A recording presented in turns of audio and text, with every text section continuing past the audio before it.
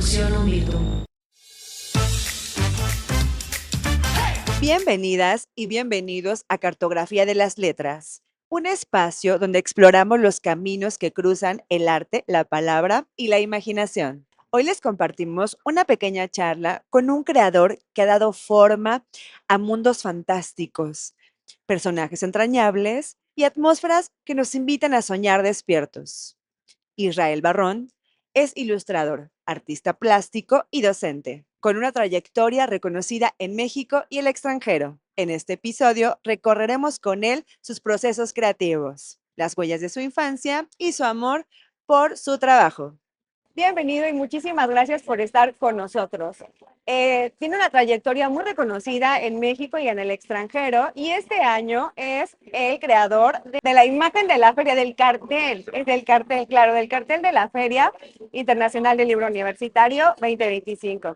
Y bueno, te quisiera iniciar con unas preguntitas, a ver si nos puede contestar. ¿Qué historias o imágenes de su infancia creen que le han dejado huella para que usted pueda crear las ilustraciones que realiza? Ya, bueno, primero muchas gracias por el espacio de poder hablar de este mundo que es la ilustración y que además gira en torno a los libros. Yo creo que es más bien un conjunto de anécdotas las que pueden ser un detonante para que ciertas imágenes más adelante surjan. Posiblemente cuando a mí me ocurrieron algunas situaciones que yo pienso podían ser lúdicas, visualmente atractivas, en ese momento no lo llegué a pensar así. Ha sido ya en mi vida de adulto cuando, como en retrospectiva o mirando para atrás, algunas de esas vivencias pueden ser estimulantes para crear ya sea los mundos o los personajes que luego van a acompañar los textos de los libros. En el caso de la imagen de la feria, nosotros platicamos mucho entre la gente que lleva la logística de la feria, la directora de la feria, la gente que va a hacer el diseño de la feria, y negociamos cuál es el concepto que mejor le va. Ahí no es solamente el aspecto creativo o lo que a mí me parece interesante visualmente para representar, sino es un ping-pong donde lo que también comenta el que está alrededor puede servirme a mí para que yo lo interprete a través de una ilustración. Muy bien, qué interesante. Has ilustrado seres fantásticos y bestiarios. ¿Cómo abordas la creación del personaje que no existe en la realidad? Ya. Bueno, ahí creo que la tengo un poco más fácil Okay. que otro tipo de creación plástica y consiste en que por lo menos tengo previamente el guión de lo que se va a ilustrar. Este guión es el texto del libro. O sea, cuando se me invita a ilustrar un libro como El Bestiario, bueno, yo lo leo, hago una serie de bocetos, estos bocetos se los envío a la editora y ahí empieza el intercambio de si mi interpretación es una interpretación que ellos creen le va a funcionar o va a acompañar bien al texto en cuestión. El Bestiario, que es un libro escrito por Norma Muñoz Ledo, ya existía en una versión anterior. Lo habían ilustrado ellos dicen dos moneros de mucho renombre, mucho prestigio, Helguera y Hernández, y después decidió el Fondo de Cultura Económica hacer un libro, pero dirigido más a las infancias, y que además estas imágenes tuvieran color. Yo pedí que me mandaran una descripción de esos personajes, pero que los iba a interpretar con la visión que yo tenía de lo que estuviera leyendo.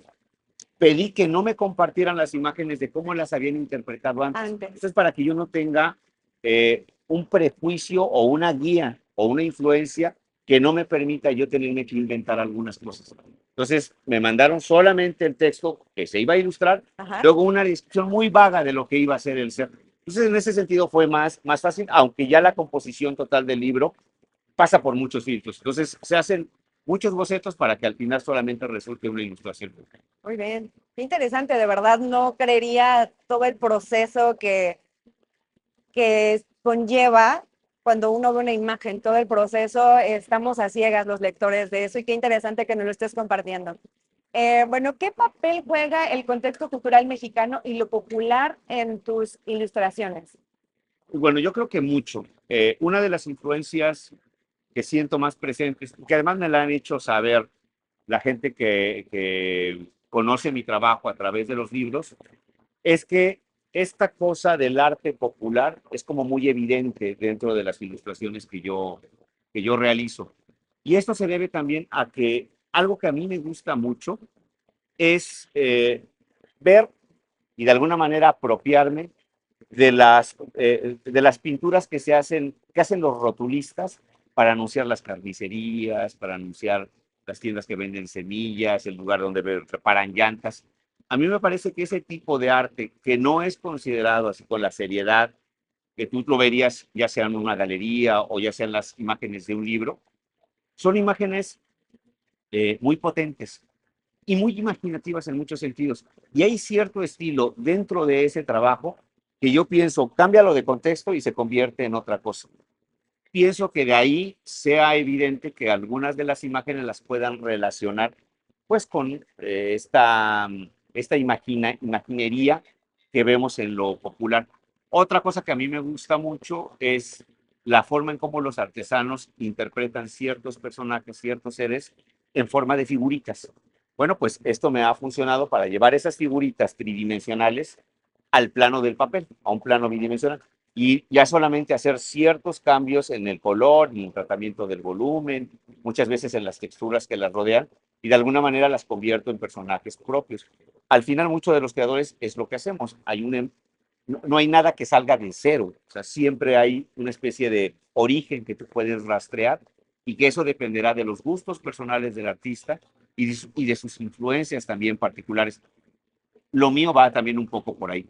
Israel Barrón, además de ser ilustrador y artista plástico, también es docente. Me gustaría saber qué es lo más difícil y lo más valioso de enseñar ilustración a nuevas generaciones.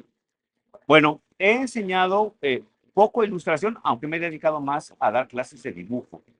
Aunque el dibujo luego terminan muchos de los chavos que toman clases conmigo, de los jóvenes, convirtiendo esa técnica en una técnica que sirve para la ilustración.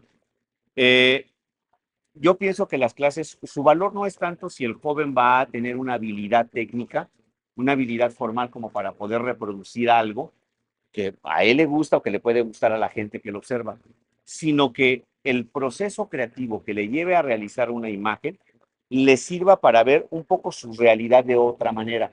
Entonces, si eso se logra, aunque el joven no termine nunca por convertirse en un creador plástico, la pura experiencia de saber que la influencia estética en realizar una imagen la puedes trasladar a verla en el día a día, en las cosas más ordinarias, algo enorme se habrá logrado, ¿no? Claro. Yo hago mía una frase que pues obviamente la escuché, no sé si sea original del maestro que la oí, pero él en algún momento le cuestionaban de que por qué enseñaba cine si los niños que tomaban las clases de cine no iban a tener acceso más adelante a una cámara. Es como que era una especie de enseñanza que iba a quedar trunca en algún momento. Y él contestó, dice, mira, si el taller de cine sirve para que este jovencito cuando llegue a su casa no patee al perro, con eso habrá sido Claro. suficiente. O sea, Wow.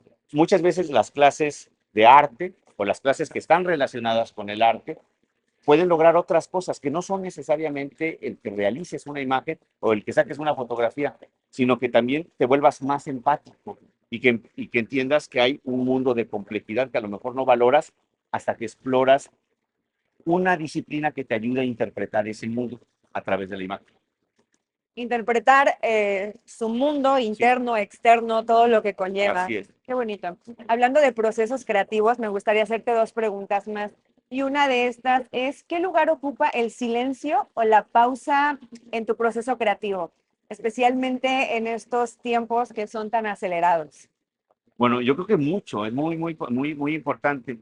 Nos quedó evidenciado que esas pausas, cuando las tuvimos que tener obligadamente con la pandemia, cuando tuvimos que bajarle al ritmo, cuando tuvimos que dejar de ver a los demás, convirtió nuestra dinámica del día en otra cosa. Eso fue positivo. Hubo algo negativo, ¿no?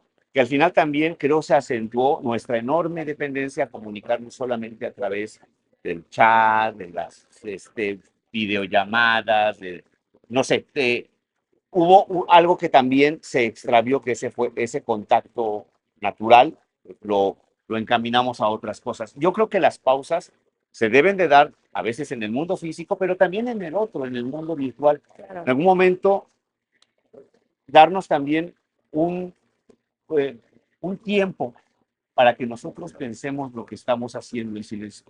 Que volteemos un poco a reflexionar si lo que hacemos va encaminado para el rumbo que uno desea, si tenemos que darle un giro o gozar un poco lo que está uno haciendo a cierta distancia. Claro. Decir, mira, esto no está tan mal. Ahora también tengo que apreciar y valorar ciertos resultados sobre lo que estoy haciendo y no dejar que esa cosa que te podría generar mucha alegría, como producir algo, en este caso un libro, no lo goces porque ya tienes el libro que sigue adelante.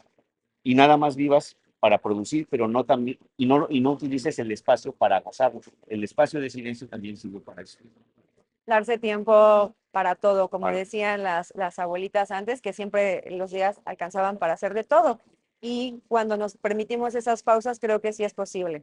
Así. Y bueno, me gustaría saber por último, ¿cómo te nutres para salir de un bloqueo creativo? Bueno, yo los tuve y yo creo que con más regularidad cuando estaba poco por acabar la Facultad de Artes. He tenido la suerte de que no vengan, pero tal vez es porque la presión del propio trabajo no me lo ha permitido. O sea, como lo que hago ahora, que es ilustrar libros por encima de cualquier otra actividad artística, es responder bajo un calendario. Y ese calendario luego no me da mucha chance de dudar. Uno duda y tiene ese bloqueo cuando tienes ese espacio largo, incluso para reflexionar el trabajo. Cuando no existe ese espacio, uno está trabajando sin pensar tanto si funciona o no funciona lo que hace. Y a lo mejor en retrospectiva vendrá una valoración muy dura. Claro. Digas, no, creo que no debí de haberlo hecho de esta manera, pero no tenía yo el tiempo para saber si lo estaba haciendo bien o mal. Entonces, ahorita afortunadamente no lo he tenido, pero creo que si llegara a venir, como los tuve en la escuela, una manera de sortear el bloqueo es hacer otras cosas. O sea, ir al cine, la literatura, todo, sin que tenga uno que estar enfrascado en la mesa, estando pintando, dibujando todo el tiempo. Ok, muy bien. Para estas personas, estos jóvenes que quieren ser ilustradores, ¿qué consejo les darías? Pues, bueno, yo daría uno solo, que es el que tengan, que sean perseverantes, nada más. Hay que ser, pero eso es algo que se aplica para todo, ¿sí? Si se es perseverante, tarde y temprano va a tener que haber un resultado, aunque sea pequeño, pero ese resultado seguramente será gratificante. El problema de estas, bueno, por lo menos en el caso de la ilustración, es que la incertidumbre de para dónde puede terminar el trabajo, si va a tener sentido, si soy un ilustrador que busca que el trabajo lo vea cierto público, si quiero ser un ilustrador editorial, todo esto a veces puede llenarte de dudas, te puede desesperar que no se den esos resultados. Claro. Cuando yo pienso que lo importante primero es producir, tener un trabajo que sea constante. Si se es constante, luego se buscará una estrategia para poderlo colocar.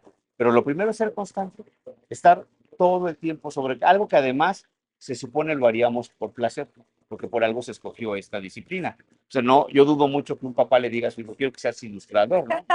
No, esto es algo que alguien elige porque lo quiere hacer. Claro. Si lo quieres hacer, es porque te gusta, porque te da placer. Ahora, hazlo todo el tiempo que tú puedes. Pues muchísimas gracias por tu tiempo, por estar con nosotros en este episodio de Cartografía de las Letras. Estamos iniciando este podcast y pues que es un honor que nos acompañes y seas de nuestros primeros invitados. No, gracias a Muchísimas ustedes. gracias. Recuerden que cada trazo es una forma de nombrar el mundo, que ilustrar es también narrar. Nos escuchamos pronto en una nueva ruta de Cartografía de las Letras.